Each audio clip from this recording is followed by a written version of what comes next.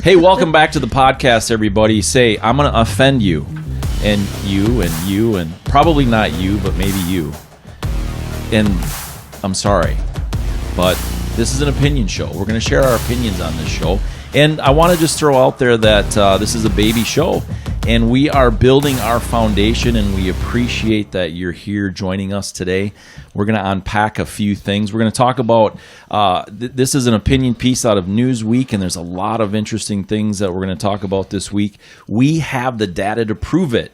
Universities are discriminating against conservatives. We're going to also talk about a middle schooler who had an insecurity about his haircut and someone who stepped up to help them get through their day, this incredible student. We're going to talk Cpac. Obviously, we got to talk about that. And then we're going to talk about a local gentleman out of Rochester, Minnesota that has been prosecuted for murder and led to 2 different mistrials. And we have, of course, Meals on Wheels, a feel-good story, 2 of them in here this week, really. So hanging out with us, chilling, is, of course, Jackie. Is she still here? Oh, yeah, she's over here. She's all right. Here being my friend. She's our watchdog. Our pet therapy dog. I think she lets misfits in only. Hi. And the misfit to my right. Welcome, everybody. Say hello. Hello, Lisa Lingle. How do we find you, Lisa? Instagram, Facebook, social media. Lisa Lingle. And I'm Harmony Sage, and you can find me on Facebook. And she's chilling like a villain again this week, right? Yeah, I got a friend over here. She's really sniffing me hard. That must be my cats. Hi. And then over to my left. Martha May Kashadi on Facebook and Instagram. I'm glad to be back this week. And Craig Uglin, find me on Facebook and Instagram. Welcome, everybody. Appreciate the listeners as well. We're very grateful for you. I'm Matt Logan, the Misfits leader and host. Find me at Matt Logan Speaks on all social media. The master misfit. Yeah. So let's dig into Cpac. As Cpac dismisses claims that its stage resembled a Nazi insignia, Hyatt calls hate symbols abhorrent. This is an interesting article because wow, but let's get into it. For 4 days at the Hyatt Regency Hotel in Orlando, speakers at the Conservative Political Action Conference shared a number of contentious views. I better not read too far ahead of me. From echoing false claims about election fraud to undermining the seriousness of a pandemic that has killed more than 512,000 Americans. But some critics also aim at seemingly more mundane detail, the shape of the conference stage. I want to talk about you guys quick first before I move on with this. Echoing false claims about election fraud. Now, I want to be careful here.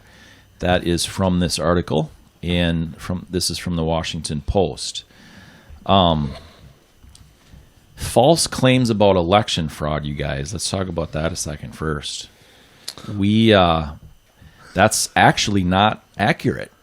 That's inaccurate. Yeah. It's an opinion. It is an opinion. And here's the thing that I want to say about that before moving on with more of this story and getting into the Nazi symbology here. But there has been now independent people who have gone to addresses that don't exist. They're in the middle of parking lots. There's an address. I saw it, literally video of it. An address, in fact, in Las Vegas that was in between houses. There was no house actually there. There was just a little bit of probably 10 or 20 feet in between these 2 houses where the address would have been. And a lot of these different things. Now, I'm going to let you guys weigh in 1 second, but let me say this. There has been election fraud. Well, we might get this literally might get canceled. Get us pulled off the air for talking about this. I'm not kidding. It's been going on since the beginning. And it goes on both sides. Irregularities. Sorry, it's true. Yep. What do we do? How do they come out and scream on one side of things that they didn't, that Trump had election fraud from Russia for 3.5 years? And now there's no election. All of a sudden, the only year that there's no election fraud. I'm sorry, but where are we at? So I want to say the heroes. I'm fighting at your job. So I want to say the heroes of Cpac. Obviously President Trump was there, but the heroes of Cpac, I was there. The heroes were the whistleblowers from Project Veritas. They came on stage. They gave a little video clip and documented how they documented video fraud or voter fraud. Sorry, voter fraud. It happened to be all men. They stood up and gave their story. The UPS man, I think you guys all know it. He documented when this whole big pallet of votes and ballots and everything came through. Later, UPS made him recant it. He recorded the interview, and UPS said to him, "We're not forcing you to do this." "Well, yes, we are forcing you to do this." That man, you know what he said at the end of his speech? He said, "I served in Afghanistan, and right now I'd rather be over there than being scrutinized and chastised and treated the way I am right now here in the United States." He lost his job. Friends, everything like that are treating him terrible for coming and being honest and open and announcing and proving this voter fraud. Those were the heroes of Cpac and proving the voter fraud. Interesting. There has been, it's on both sides. I hate to say that to you, Martha May, but it's on both sides. Now, the whole question is it enough to change the election? That's what's to be proven. But for me is when they're screaming about this, saying that there was no, there's no irregularities, there's no fraud, there's no none of this. It's like, that's just not true. There might not be enough to overturn the election, though. Right. But to say there's zero that's not accurate. That's where I get really confused. There needs to be an overhaul in the system, and people argue that you can't have voter ID because it disenfranchises certain races or neighborhoods or whatever. And I've seen videos where they've gone to predominantly minority neighborhoods, and they've asked the people, "Do you have an issue getting a state-issued ID?" And they're like, "No, we walk around the corner and we go pick it up. Like, don't make me look like a fool and think that I can't get a state-issued ID so that I can have, proper ID for voting." Yeah. I think that would be step number one, and it would go a long way for evening out the playing field and everybody gets their voice heard. We have to have an ID for every single thing that we ever do. Absolutely. Mm-hmm. Why not have an ID for the most important thing that needs to be done, is what I ask. Yep. And don't federalize it either. We want the states to handle it. Yeah. That's my opinion. What anyone else on that piece of it? All I got to say is that I feel like we hear about this yearly, if not every 4 years, about election fraud. And just, I guess my 2 cents is I'm glad that we have podcasts like this where we can speak the truth, where we can speak our opinion and our perspective. And it's like, I'm just getting kind of tired of hearing about it and tired of hearing the blame game. And I think we all can admit that both sides are guilty. And so let's start cleaning it up. I would agree with that wholeheartedly. Going forward, people want to know their vote counts. They really do. Otherwise we may not have an election. Right. I mean, do we have to go old school like they did in Iraq and everybody gets to dip their finger in purple dye? I mean, is that what we have to do? Because obviously the electronic systems are tamperable. Right. Well, it makes you question other things too. I mean, the voting is just the tip of the iceberg. But like you said, it's on both sides. But that's our, where does it stop? Where does it begin? Type of thing. That's how I'm feeling about it. I think that, literally for me is to say that when there's no voter fraud, I'm concerned with that, right? Because there always is, there always has been, and for all of a sudden in 1 year that it's just gone now. Right. How in the world is that even possible? Right. And it's on both sides. I'm not saying that the Democrats did it or the Republicans did it, the Libertarians did it or the Independents did it or anything like that. People are people, and we do things that we shouldn't do. And to go from one election to another election and say that it doesn't exist is just, I'm sorry, but I have a real hard time with that. Maybe it went away with the flu. Like I said, it might have went away with the flu. Yeah. Totally. And like I said, I'm going to offend some people. Yeah, better than before. Yeah. So they shot over the bow. as we all take a drink.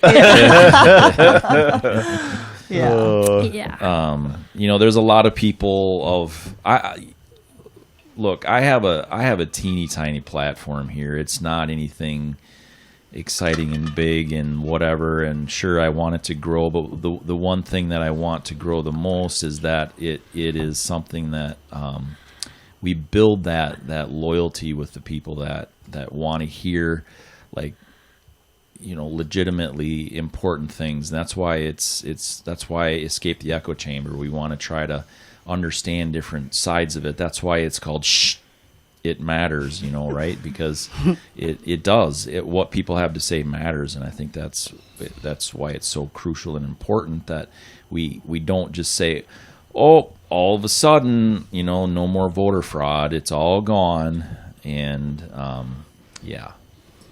We're okay with making things uncomfortable. We're going to have to. Makes it interesting. It makes it interesting. Yeah, for sure. We're going to have to because, I mean, I guess we're in cancel culture, right? And in cancel culture, I mean, I don't know, man. It's this past couple of weeks especially have frankly kind of scared me a little bit, and how deep it really is, and how how a lot of people don't really want to hear both sides or all sides, and I also want to. They can't hear it. They're not allowed to hear it. Also, they're not allowed to hear it. Yeah, and you can't actually do things like that because how do you combat bad speech, right? You combat bad speech by better speech, and that's really kind of the point. I thought about this article, and that's what I've been goofing around here on my phone, you guys, while I'm trying to talk too. But is this article, The Secret History of the Shadow Campaign That Saved the 2020 Election? Now, this is an interesting article, and this isn't what we're talking about, but I read this a couple of weeks ago. And this, let's not put this up, though. Let's pull this back off.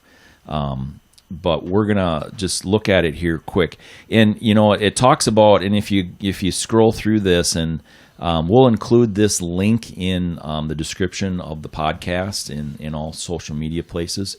This is an interesting article because you go through here and it literally starts talking about how they started this campaign to fortify the election back in 2019. Pre-pandemic, all these things, they started to change some of the laws on to protect democracy and all these other things. It's a very interesting article, and when I read this and then I saw this in the Cpac article today, it just made me think of it, and how they literally came out. This Time magazine article literally came out and said, "Well, we know it happened. We know we did things to change the constitution of the states and stuff, and how voting was done pre-pandemic." Literally says it in the article. It's almost like they're proud of it. That's disgraceful for our media. They shouldn't be able to influence the general public to vote for somebody that they feel is the better fit. Shouldn't people do their own research and find out who is the best representative for them? I struggle with our media having that much of an influence on people. Completely. So, yeah. What happens when there's bad speech and you try to silence bad speech? One is bad speech is a little bit subjective. We have perspectives and opinions and things like that, so it's very subjective. Well, you're going to go underground then, right? Absolutely. So they're forcing people to go underground. And then does that fester positively, or does that fester in a negative way? Right. Absolutely. I want to be able to make my decision. I want to be heard. Yeah. Right? Mm-hmm. Yeah. That's how I look at it. Has anybody ever told you that, Harmony, that doesn't make any sense? What are you thinking? Tell me all my the life. time. All the time. Does that make you grow, or does that make you shrink? It makes me think. It makes me think. I don't, the older I get, the more I try to understand others' perspective as well. So if somebody were to say that, it makes me think, why do you feel that way? What can I do, differently perhaps? So that's probably the best answer, I would say. Yeah. oftentimes I think we get very defensive or we deflect. And sometimes it's really just, we're kind of mirrors, aren't we? We kind of just, maybe it says a lot more about ourselves than them. Sometimes we just need to think a little deeper. Yeah. It does seem like it's getting more and more worse with every generation, so to speak, I feel like. Every day. I mean, look Yeah. at how much every day has changed. Every day. Look at the things that we can't have anymore. Yeah. Dr. Seuss. I mean, Mr. Potato Mr. Head. Potato I Head. mean, Yeah. a Potato CPAC Head. convention. Wow. They tried to cancel America Uncanceled event. I mean, they literally tried to cancel it. They did not want President Trump in town. And I'm just saying that, meaning the left, they did not. That's an opportunity. It's a convention. Even go back to President Biden. He was trying to cancel and shut down the state of Florida here a couple weeks ago. Why? Because it was going to be a big conservative convention. Do we do that to the left? Do we do that to the middle? No. So they were trying to cancel that. If you look at the article, now coming up with this whole slander thing of this whole Yeah, let me Nazi- continue. So images of the Cpac stage went viral this weekend as many noted resemblance of the Othala ruin, a symbol emblazoned on some Nazi uniforms. The Anti-Defamation League has classified the insignia as a hate symbol that has been adopted by modern-day white supremacists.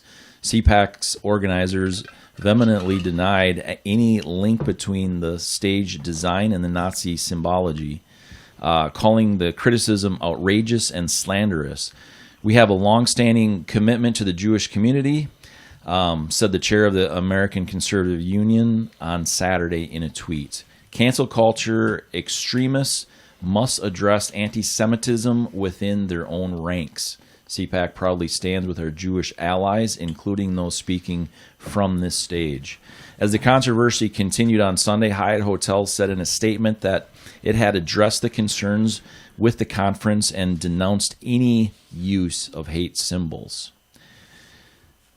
We take the concern raised about the prospect of symbols of hate being included in the stage design at Cpac 2021 very seriously, as all such symbols are abhorrent and unequivocally counter to our values as a company, said Hyatt, which had faced pointed criticism for hosting the event.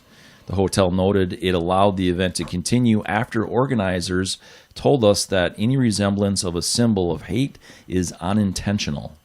The blowback comes after Cpac organizers,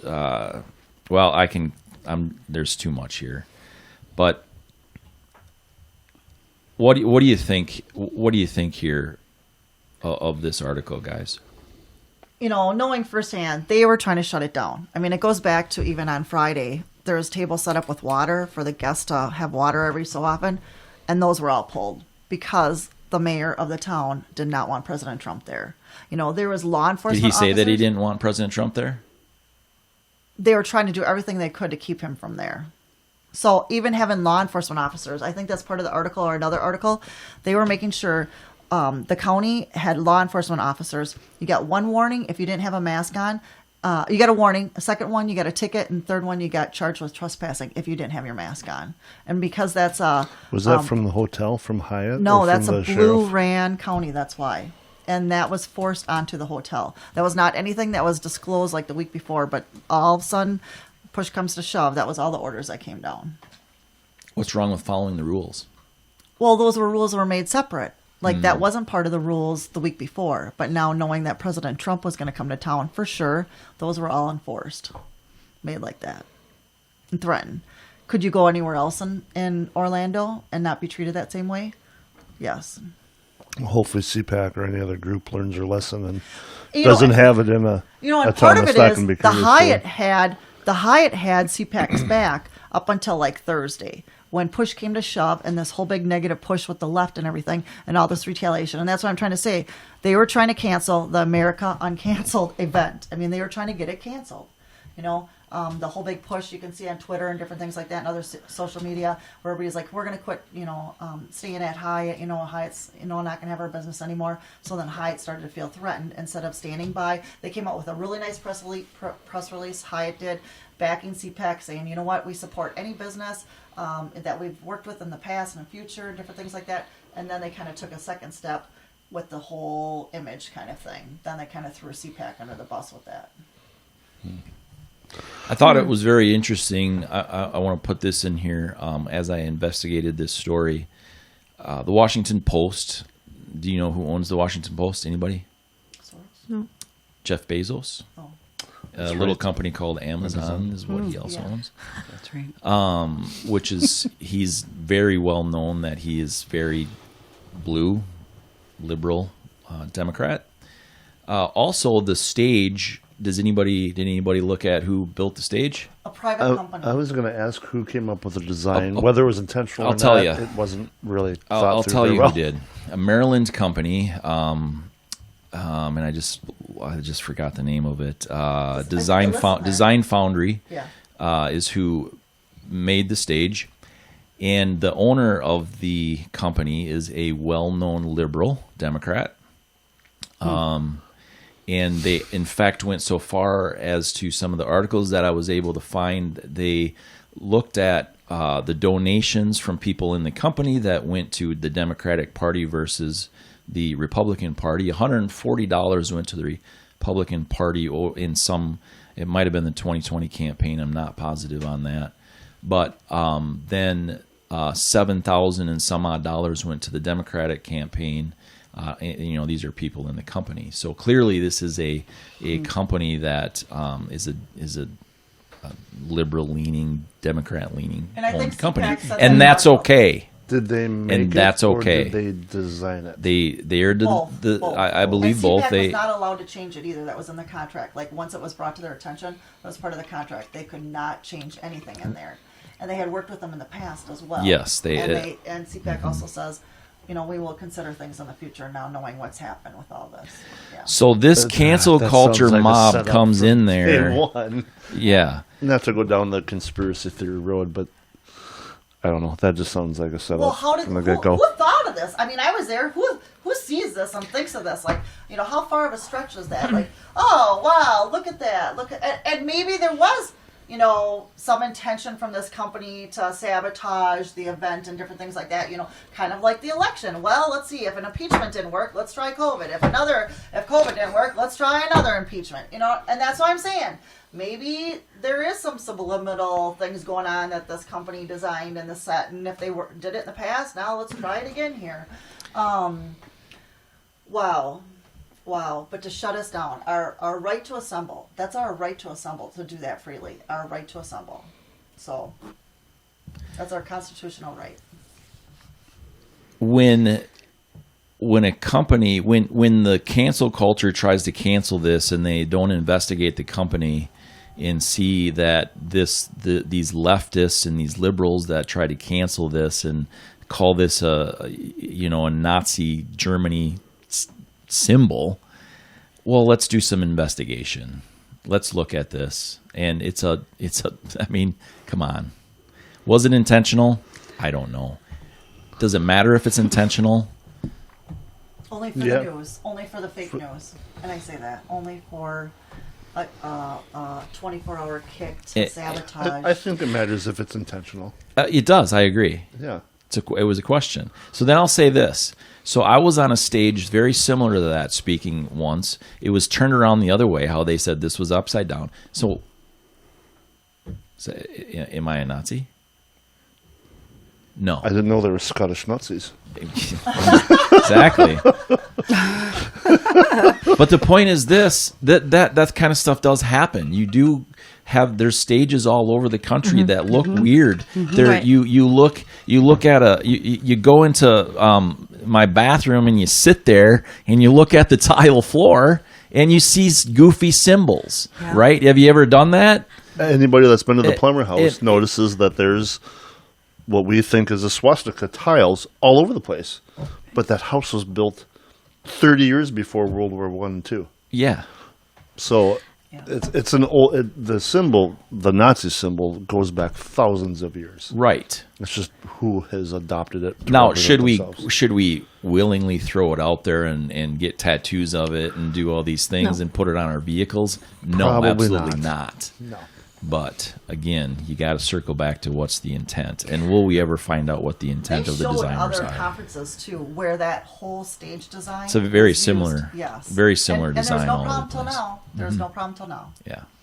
As a professional photographer and a graphic artist, I'm looking at it again as a little bit differently because you can design something. I have a background in the studio that has little hidden things that are in it, and to each one of you probably couldn't pick it out, but I know it's there. Did I intentionally? It's nothing wrong. It's cute little smiley faces. I'm just saying when you're, let me make that very clear. They're cute little hidden animals. There's a horse in there, but I'm just saying maybe I want to keep the faith that it was positive, that this wasn't intentional, and on the graphic side of it, that maybe it truly just innocent mistake. Yeah. innocently happened. And what I was saying is, from my perspective looking at it, I really did not notice it first until obviously the article was there and is explaining it. And then I'm like, oh yeah, I could see it. And the issue I had with it is when you have celebrities or people of stardom that also make comments on it, and if you happen to be a big fan of that particular celebrity, you're going to sort of, especially if there's respect there. For example, Morgan Freeman commented on it. I'm a huge fan of Morgan Freeman, but I also not the Morgan Freeman. Oh, it was a different Morgan. Okay, one. well, I'm glad we say that. But here you go. Morgan Freeman, though, they did the backdrop for that Morgan. But Freeman, there you go. I was misinformed. Others will be misinformed, and you sort of think, well, he's a top shelf kind of guy. He must be going somewhere with this. So yeah. So if I'm wrong, others can be wrong. And again, going with what you guys are saying, oftentimes we sort of just, our brain wants to make out something more than it really is. And that is called confirmation bias. Yeah. Right? You want to confirm your bias. Mm-hmm. You will do everything you can in your power to confirm that your bias is correct.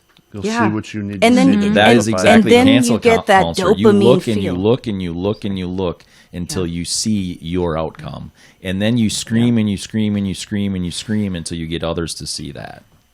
Apologizing for interrupting. And then I was going to say, and then the beauty of that confirmation to the person whose experiences is when you get others who are agreeing with you and adding fuel to the fire. And it's just, you know what I mean? So it's like, I don't know. So to me, sort of stepping outside, I didn't see the significance of it until after I read the article, and others probably, made me look at it in a different way.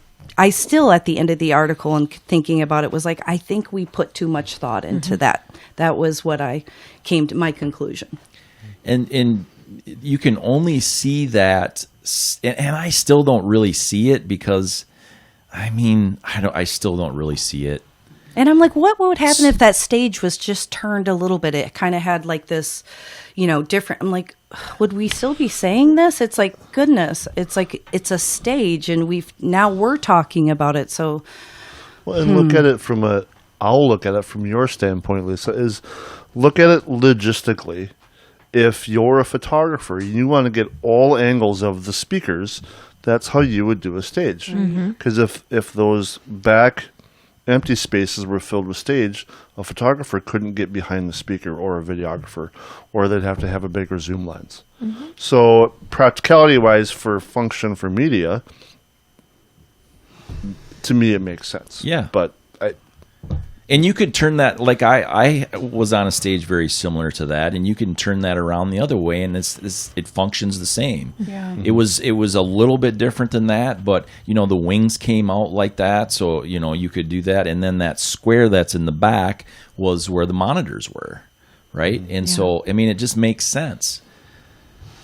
Plus, they said they were using the layout that the Hyatt actually gave them, and because of COVID, they're all very conscious. Like there was 4 chairs, a row, 4 chairs, and everything like that for social distancing. So they had to use the layout. It wasn't even Cpac that designed the stage. And that's kind of what the article doesn't say, and it didn't say it right away.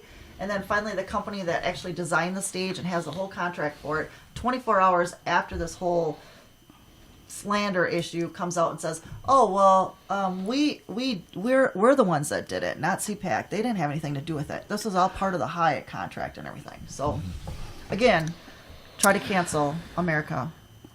I'm just over here thinking we're talking about stages and the design of them, and we have hungry people in America. But okay, yeah, yep, okay, sure. And we also have kids that need haircuts. So that they can. Yeah. That's a good segue, right? A middle schooler was insecure about his haircut. Wait, haircuts are important to guys? What? as everybody looks at me. You have pretty great hair, so I totally bonded with this guy in this. I understand, man. Anyway, so his principal fixed it himself instead of disciplining the boy for wearing a hat. We've all had at least one bad haircut in our lifetimes, and chances are we remember how that bad haircut made us feel. Jason Smith, the middle school principal at Stony Brook Intermediate and Middle School in Indianapolis, Indiana, understood that feeling, and that's why it was a no-brainer to jump into action for one of his students, Anthony Moore. This was a great story. I mean, Jason had some background in cutting hair, and Jason, the article talks about how Jason went home, got his clippers while school staff contacted Anthony's mom, and then found out that, hey, it was okay that the principal trimmed up his hair, and the principal checked on Anthony throughout the day, and it sounds like maybe Anthony got a couple of cute little hot dates throughout the day. A good haircut. It was great. I loved it. Such a feel good story, and doing the right thing. I'm pretty proud of this article. I was just like, and it's a great article showing how you can handle things in so many different ways, and oftentimes, it seems like kids are being disciplined right away, and they're being hard-handed. And I thought, wow, what a way, it was very a mental illness, mental health awareness moment. This kid was feeling down, and it just shows you, we all have our own perspective of what brings us down or what makes us not feel good. And it was this haircut. And he's like, how can I make this better, this principal? And he's like, you know what? I used to cut hair. And I just thought, wow, what an amazing gesture to go home, get your clippers, check with the family. I'm sure it sounds like they were quite overwhelmed and pleased of this gesture.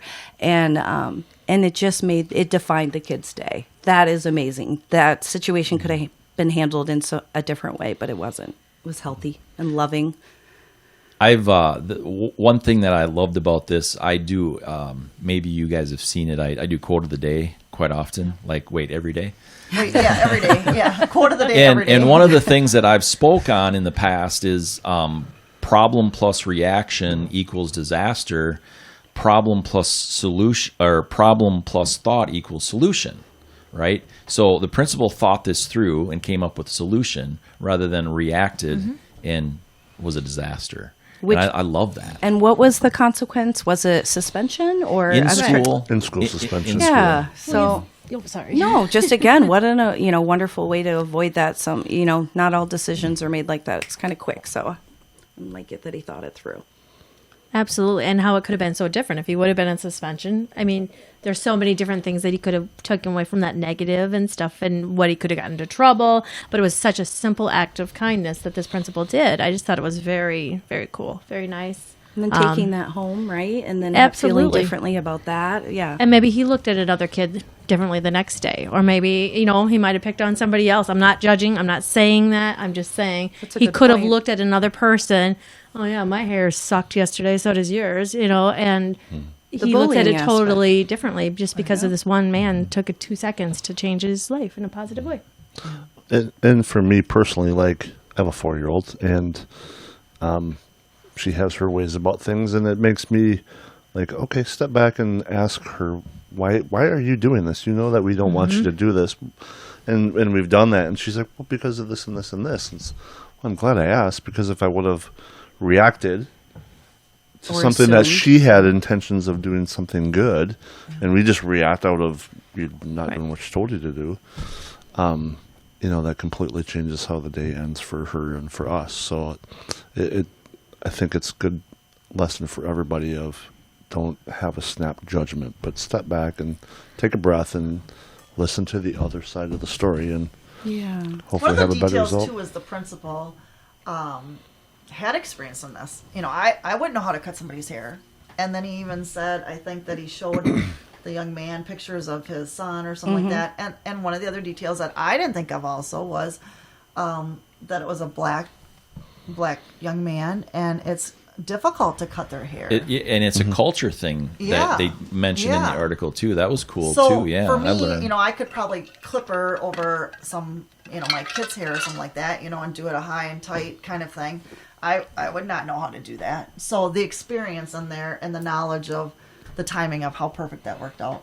Yeah, that was cool. That was a good story. Well, let's talk about Meals on Wheels then. We'll do another feel good. We can't this article, we can't show it to you because it's video only, but the article was very interesting because they went around and dug deep into Meals on Wheels and really what that means and does. Now, I have a buddy that does Meals on Wheels quite often. I want to say like every other week. And he talks about the stories that very similar to what was in this article. It really made some neat connections for me personally. What did you guys? Totally. I think the social part, when the pandemic hit, I'm a social person. I needed that. I was willing to take a chance of catching the virus more by being out. I abided by the rules. However, that social part was driving me crazy. And to see and to listen to the story was critical for the socialization that they were getting. Just, it wasn't just meals being delivered, but that socialization. And I could relate to this story very, very much. So, and specifically during the pandemic, because people still are shut in their homes, and this gives them some human interaction that helps with their mental stability, hopefully. Plus, too, because it's someone that's continually, they picked up on different things that maybe weren't consistent. Right. And that was another factor in that. They're stopping in. They could tell, or I think it said where they had two relatives or two neighbors, and something was up, so they let the other person know, hey, watch that person, or whatever the details were. But when it's someone continually or consistently, they are more keen onto things that maybe out of irregularity or, things happen. But yeah, the social, they go to the door, knock, knock, you could tell they're social distancing, but just have that, hi, and they expect that and that camaraderie like that. Yeah. We all need that. I like what you said too, that the people that do it on a regular basis will notice those things, and it talked about that in the article. Notice those things that are just a little bit off, and where someone might not verbalize it or even realize it themselves. That's powerful. So Yeah.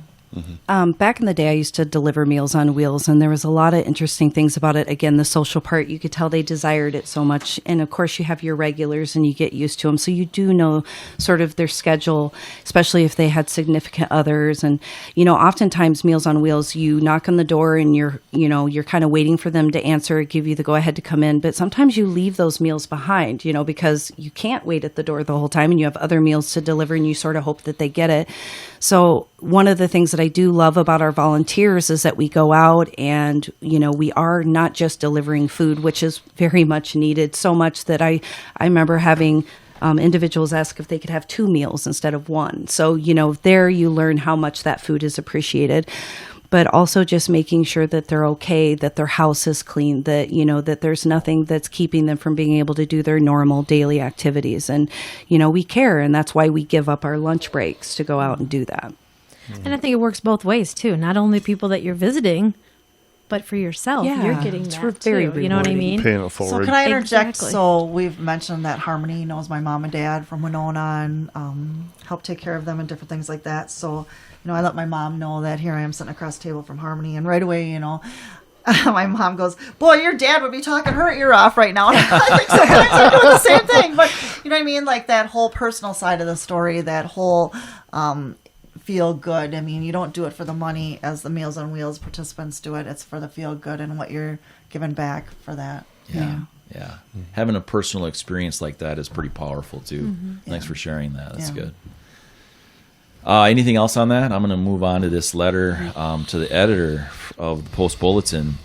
Never forget what Weiss did. Weiss said he was afraid. So what did he do? He went back into his car. Why? To call police? No, to get his gun. A letter to the editor by Mark. Did you say that? Bauman? Bauman, yeah. Yeah. Criticized people's judgmental attitude towards Alexander Weiss, a 25-year-old Rochester man who was charged and tried twice for the murder of a local high schooler. Both trials ended in mistrials.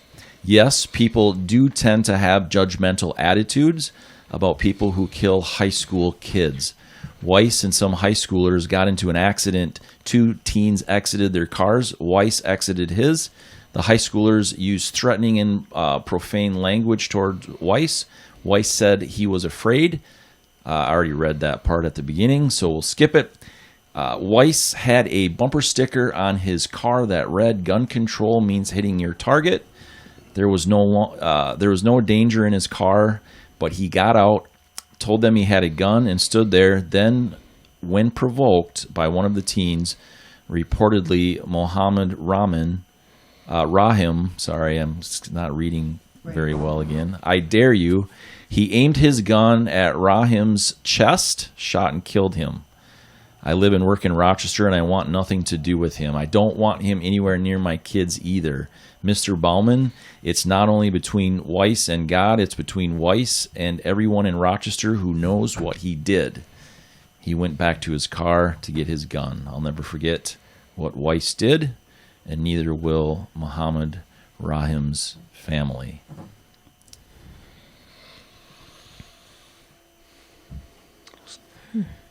So there's a lot of, I mean, this was an opinion piece. This was a letter to the editor, and there have Written by been Danny Rawls. You probably want to include that, right? yeah, Because Donnie. that was Donnie Rawls. Yeah. So, I mean, it's a horrible situation, obviously. But there's a lot of information that's been sealed by the county attorney. Yeah. And that's why. Yeah. Why is that? There were some stories that came out during the trial from people that were in the courtroom and heard the testimonies that the county attorney has sealed. Who's the county attorney?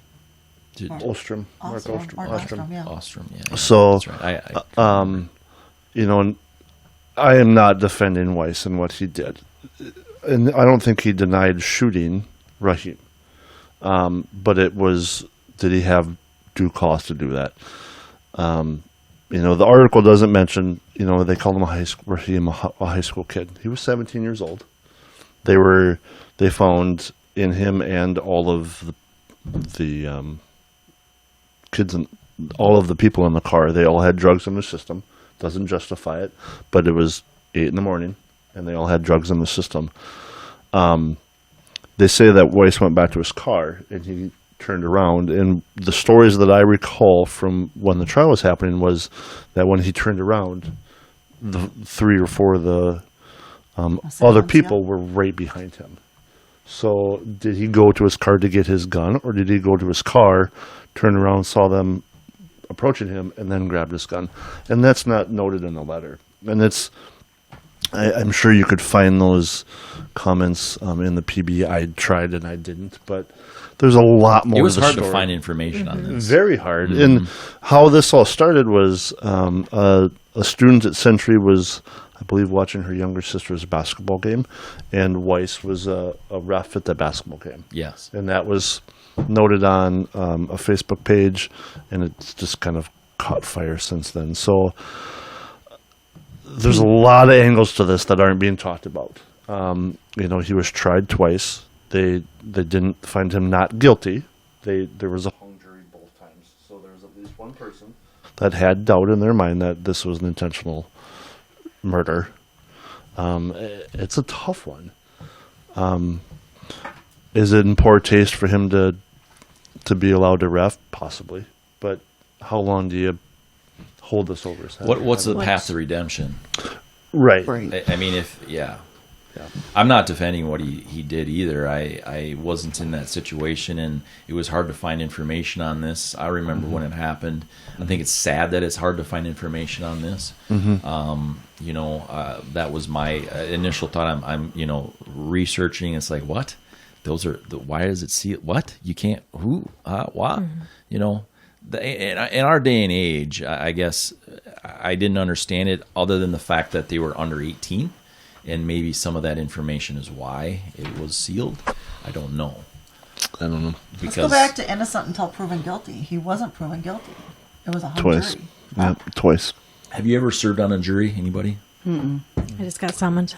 Oh. Just recently? Yep. Yeah. Supposed to be there this week, but they moved Should I it. say this publicly? Skip it. No, I'm kidding. Totally. Totally I kidding. have a podcast to shoot. It's Totally an kidding. experience. Yeah, it's an experience. You've done it? No, but I've done it. My wife it's has. the Not right. for a murder trial, Yeah. but I have done it for fairly serious crimes. and it's difficult to say the least. Evidence is extremely important. What's said versus what the evidence shows and all those things, you have to weigh that out. Hearsay, yeah. You know, and I don't know, it's really difficult. So for it to go to 2 mistrials, I guess, without being able to see those records, I guess I don't know what else can be done other than the poor taste thing. He shouldn't. I wasn't a basketball official. He shouldn't be able to do that, in my opinion, for sure. It's important. Not at least now. It's too soon. Way too soon. In the Yeah. original article said, because it was for Little Sister's game, she says, I don't want somebody that was willing to pull the trigger and kill another human to be around my little sister. Okay, let's take that to the extreme. Would you say the same about an officer that shot somebody that was chasing them with a knife? Would you say the same to a soldier that was in battle and undoubtedly had shot and killed the enemy? And what is the Second Amendment right? Yeah, I mean, what is the Second Amendment right? I don't know. I mean, that was an Second extreme Amendment situation, issue, but There wasn't Yeah. a lot of information on this. No. So it's hard to say. There's still a life that got lost, whether it was, however, we weren't there. Nobody was there that's at this table right now.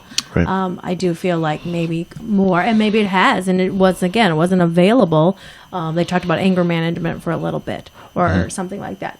There wasn't a lot of information that was in this article that we could talk about, but maybe he is getting that additional help. I mean, this was it was 3 or 4. I think it was 2018. yeah. Do you know what I'm saying? I'm not justifying it. I'm not saying it was right or wrong. I'm just saying maybe there has been stuff that did follow up with this incident that happened. kind of the path to redemption. And Yeah. Type Thing. And you brought up, why are things sealed? What is the county attorney hiding? Does he feel like he's incompetent at his job and he doesn't want everybody else to know that, so he sealed the documents so that people can... I mean, there's people that are trying to get information on this. Like, how did you fail at prosecuting him twice? Unless he's not guilty of murder. Yeah. Right. There's a lot of questions. So, but yeah, horrible situation. Yeah. A few things taken out of poor taste. Horrible situation. No one deserves to lose their life. No. Certainly not in a situation like that. And it doesn't look like this justified defending himself in this way, I guess, was my thing.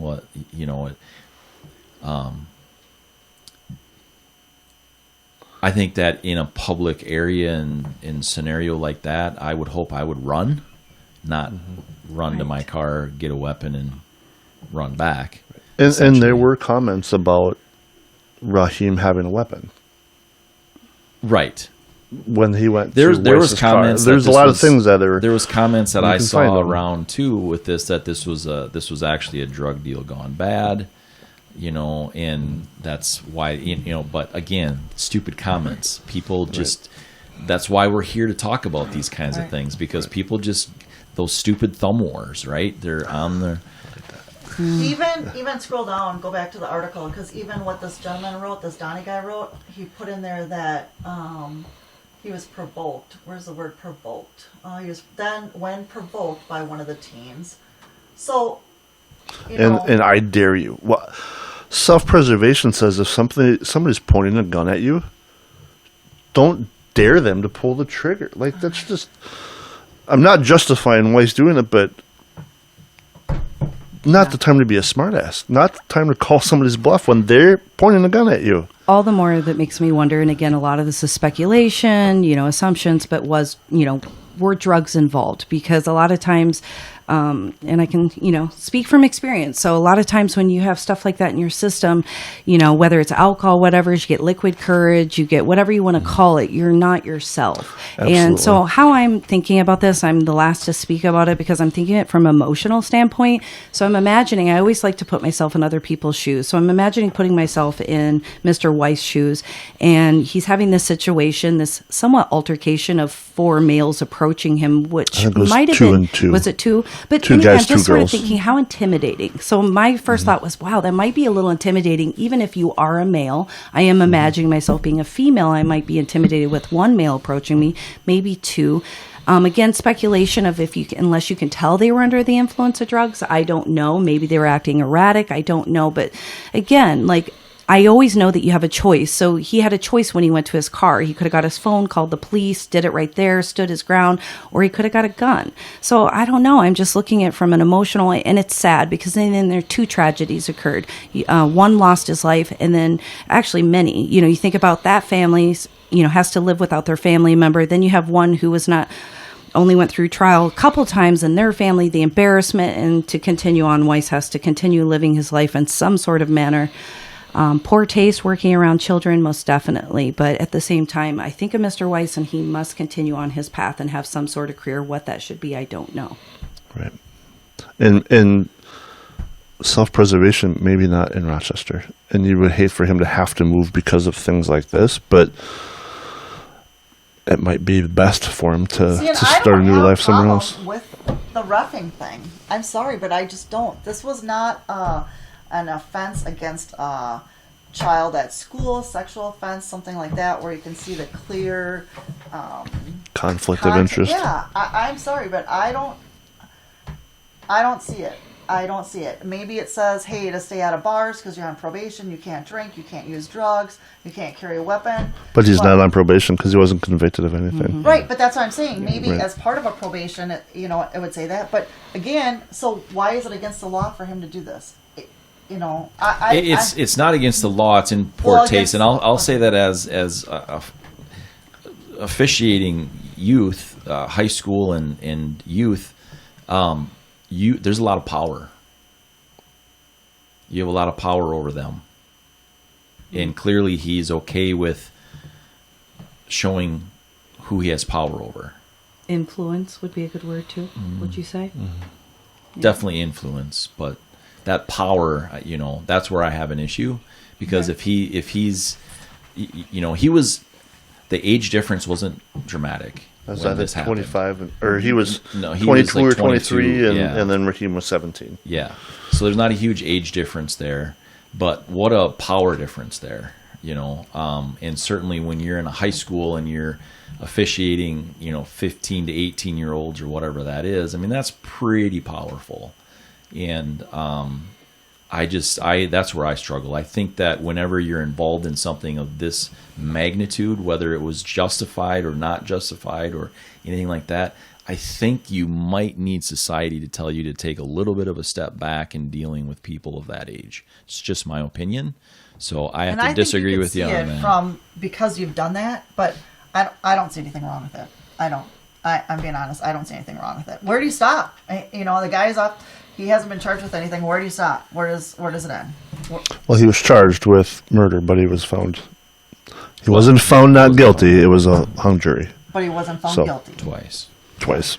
And that's in a court of law. And then it's, if anything, what I'm finding about this is that, boy, we all are like, you're, innocent till you're proven guilty, but don't we just take that stuff out in the streets, don't we? We all just think we're the law, and we're still continue to judge people for this and that. And I'm just, he's a human being. He made a mistake. I'm not justifying anything that he did, but at the same time, it's like, again, put yourself in his shoes, let it go.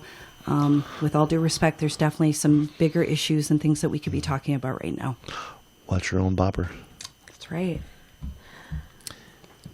We then also have to make sure that we are accountable. And as a person, we need people around us to make us also accountable. And I think that's what individual accountability. I think we're missing in very large ways. And that's how you grow. Being accountable, learning from your mistakes. That's how you grow. Not being defensive and deflective. Mm-hmm. We have data to prove it. Universities are discriminating against conservatives. That's a legit reporting agency that's out of Newsweek. Mm-hmm. Yeah. It's not Fox News and it's not Newsmax reporting this. That's right. Academic freedom is in trouble in America, Britain, and Canada, according to a new study I conducted on the subject.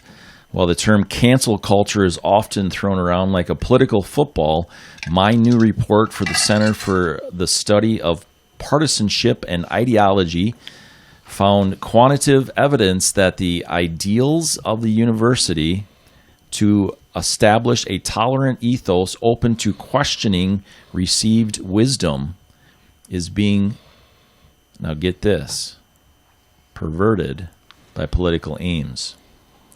Using 8 surveys of academic and graduate student opinion, we examined the willingness of faculty to cancel controversial academics and to discriminate against political minorities. We also looked at the level of fear among dissenting scholars, and what we found was worrying. While it's normal for those holding minority views to feel a bit uncomfortable, my study found that younger scholars are far more likely to support an intolerant cancel culture. Let me read that again.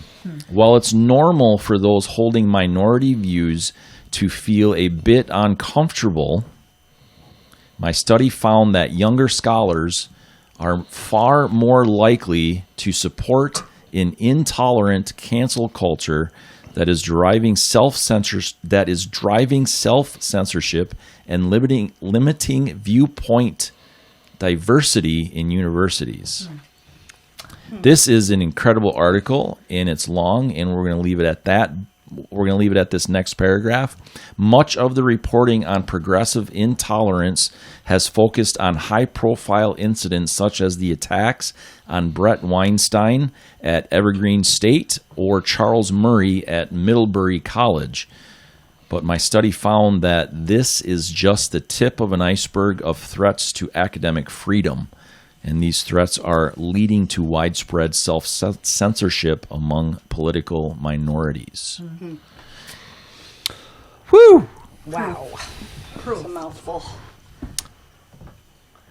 I'm going to go to, let's get back to the basics.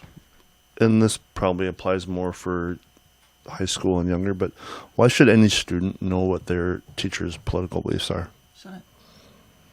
Why is this ever even an issue? Shouldn't you be teaching your subjects, ask the students their opinions and talk about those opinions? But why are these teachers, professors, forcing their feelings and beliefs on their students and punishing other colleagues that don't agree with them? That's a great question. And it's only going to snowball. Because our teachers' union is the strongest union. That's why. And I don't know if college professors if they have a union for them or not. But and what are we setting up our future generation? And they talk about that in this article. Of it's when they look at the professors that are under 30 or doctorate students or whatever, and their tolerance of people's other different opinions compared to professors that are over 30 or I think 30 or 40 was the number. It's completely different on who's more accepting of others' different opinions. It's an intense article. It's definitely a hard read, but it's very interesting, and the fact that it was in Newsweek, even more. So. And the fact that it's happening, I was kind of surprised. It was a hard read, but, oftentimes what I got from this is that you sort of hear about this in big business, not so much the university. So I was sort of surprised by that, of sort of is what feels like a little bit of censorship or whatever. And you sort of feel it in these big companies and stuff like that, but not this. So that kind of surprised me. Especially the last 2 weeks. I'm surprised this is actually printed. I really am. I'm surprised this actually made it to print, to legit print. I mean, this is just... It's a lot of information. Proof that this wasn't sabotaged. I'm like I said, I made the comment that it wasn't on Fox or Newsweek or a Newsmax or something like that. This is a very prominent Newsweek magazine, been around for years, was credible, in the past, and then to print something like this, I'm surprised by that. I really am. Maybe there's hope. You're right. Yeah. What I found with this too was, did any of you look at the Brent Weinstein Evergreen thing? Do you remember hear about it? So he's a very liberal professor at Evergreen, and he and I had read this a couple of years ago or more probably now, but very liberal, very, a Democrat, extremely intelligent person.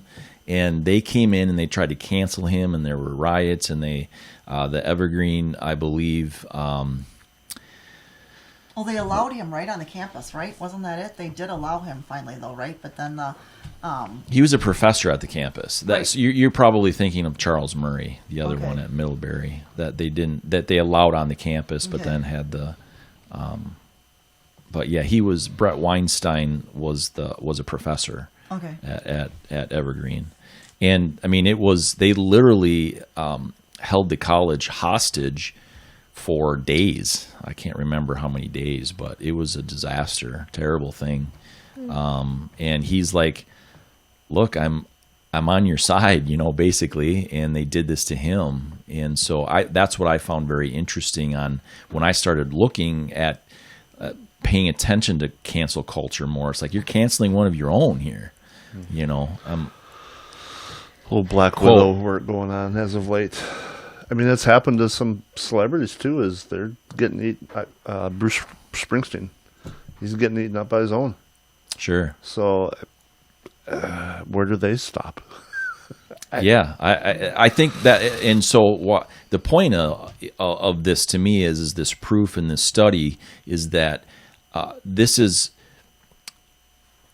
rational and reasonable proof. This isn't an emotional feeling. This is actually they numbers. They prove it. Believe the science. Exactly.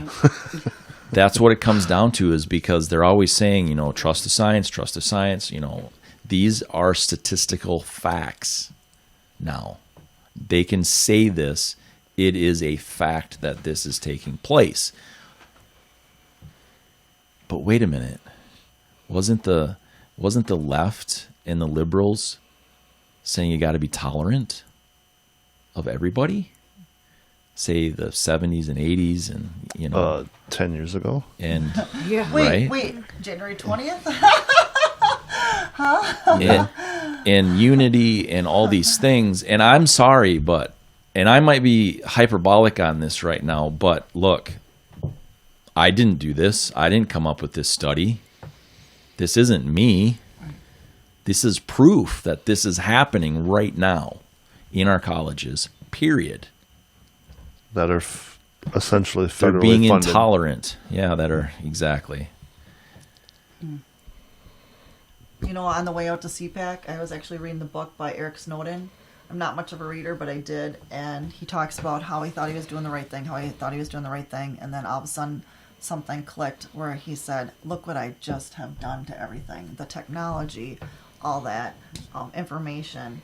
And look what I I've did to done. people. Yeah. And something flipped in him. And now, he came clean with everything. Is that age, that generation, that millennial kind of era that we hope will do the right thing as they get older compared to what they're influenced by right now? It'd be interesting to know the professors that were over 50 that were more tolerant. Were they the same way 20 years ago? Mm-hmm. Were they the same way that the younger professors are, and they've just learned to be more accepting? Or is it truly a generational thing? That's a great point. So, Or brainwashing. I don't know. right. So were Mark, the younger professors brainwashed by the Yeah. older professors, and the I older don't know. professors learned to accept others, but the Start them young. I don't know. yeah. So I've been reading a little bit about Herbert Marcuse, and hopefully I'm saying his name right, but he's really the one that he's from Germany. He's really the one that kind of shifted that kind of leftist movement and how to gain control of culture and all that kind of stuff. It's very interesting. I don't know enough to talk about it a whole lot yet, but it's very interesting how literally he mentored one of the leading ladies for the feminist movement and all that kind of stuff back in the 60s and stuff. And how to change culture, what you needed to do, and you needed to gain control universities and the education system and things like that is pretty remarkable. It's like and remarkable, I mean, in a scary sense. So, but there's proof. The personal agenda, the personal agenda, like you brought up, Craig, where shouldn't teachers teach the information and not influence? They're not supposed to be influencers. They're supposed to be teachers. Mm-hmm. Those two are meme influencers, but they're not teaching kids. Harmony, what do you think of this? What do you think of this, Harmony? Well, again, I go thinking, first of all, if you're wanting to put your personal feels into it, and you're, get into a different line of teaching, different subject or something to align with, I know when I go out and I'm doing my heart and soul stuff, I speak how I feel, the truth, how I live, this and that. Don't be putting other things into it. I just sort of am thinking, like, my first thought is, like, they're young and they're impressionable and they're learning, and here we are hindering it. Here we are suppressing them or repressing and telling them what to think and what to feel. And it's like, I don't know. So I wonder about the future. What does this mean? Are we going to have to be even more careful of what universities our kids apply to? Are we going to have to look further deeper into this? Who's teaching our children? I don't know. Maybe you could just apply for your kids or hire somebody to apply for your kids. Well, like Laughlin, is that what's her name? Oh, that guy? I see what you're saying. Oh, Lori Laughlin with the college campus. Oh, yeah. You could always do that See, too. there you go. Just Look at decide. that. Look at the influencers. Yeah. And I don't. Rowing.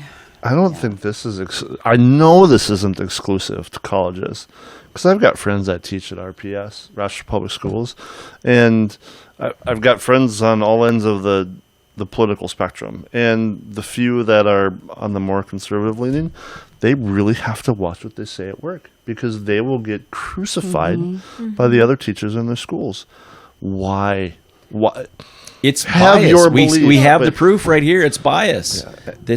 They're being intolerant to other people's views. Right. If it's not their own view, they are being intolerant. There's quantitative proof right here. There's numbers that show it. And how young of student? I mean, who I'm thinking of specifically is a junior high teacher. So our junior high kids, our 6th, 7th middle schoolers, our 5th, 6th, 7th graders are already getting, if you want to call it, indoctrinated or whatever. Yeah. But when my daughter's that age, I don't want somebody else pushing their values on her. Agenda. I want her to come up with her own beliefs and decisions. Yes, original thought. Yeah. That hardly exists anymore.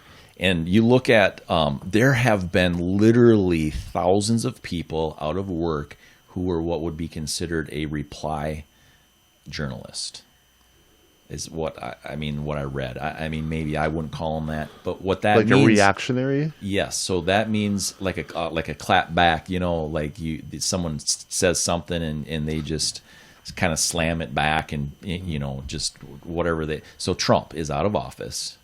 And literally, statistics have shown, and they have shown this, that because of the whole Twitter and the way that Trump handled things, that all the reply people, they have nothing to do anymore. So they've lost their jobs. For sure. Think about that. Yeah. And when I read that, and I don't have it in front of me, so people go look for it, but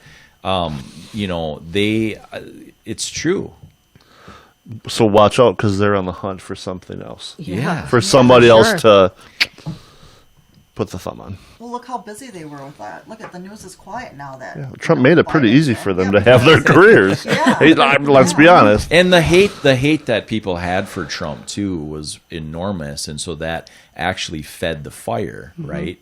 And I think some of that was intentional. I agree 100%. It's sold. Because negative attention is attention. And I don't think that that's the right way to do it. No. But it certainly was his style, and that's the way he did it. But the thing for me is that there has to be, when you show and prove the clear numbers of what's happening, and people still deny that it's happening, and they scream louder, and they put more masks on, and I don't mean double masks, I mean more to cover their face, more to they go out, and now they're at a protest pre-pandemic, and they have masks on, and they have helmets on, and they don't have anything that identifies who they are, and they start doing these things, and it keeps getting worse and worse in that respect. if you can't get up on stage and show your face and say your name and say, this is what I think, this is what I believe, this is why I believe it, this is what it is, if you can't do that, then you might not have something good to say to anybody. Right. You just want to conquer the world. Right. Pinky in the brain is all I can think of on that. So going into Cpac this past week, now the information came out that no one was diagnosed or tested positive for COVID, so it was not a super spreader event. Were there any protesters there? Yeah, there were. There was about 25 across the street, yeah. Okay. I mean, from Just the curious. inside, we heard they were there. I assumed there was a lot, hearing that. Yeah, there was about 25 we could see across the street, yeah. So they gave them their place, it's your right to assemble. It's your right to protest, that kind of thing. Again, security was crazy, like any event, with President Trump. I just have to say it was great to see him. It was great to see him. I was a volunteer, so I got to be 10 feet away from everything, right there, right with all the action. We got to hear a lot of great speakers. It was You're speechless. I am. I am. Wow! I am. Wow! We all need to take a moment. With Like that. I said, he's back. He's back. So, anyways, but yeah, the whole theme line was America Uncanceled, and we talk about the cancel culture and what they want to accomplish, and even President Biden right now, everything that's going on with there, and even war and south border and everything. And I can't imagine since January 20th where our country's come to right now. I want to wrap it up with this, unless anybody else has any last words. I'm going to rant for a second, and then we'll close Do out. it. Uh-oh. But I want to get back to the masking and not being able to get up on stage with the lights on and say your name and all these things. It takes a lot for people to go on to a podcast. It takes a lot for you guys to be here every week and share your thoughts and be criticized for that and all those things. And I get that, and that's great. But if you're not willing to have dialogue, and I mean dialogue, I mean back and forth. I don't mean monologue. I mean dialogue. If we get to a place where all we do is protest and scream, we're in trouble, right? Not that that's a bad thing to protest.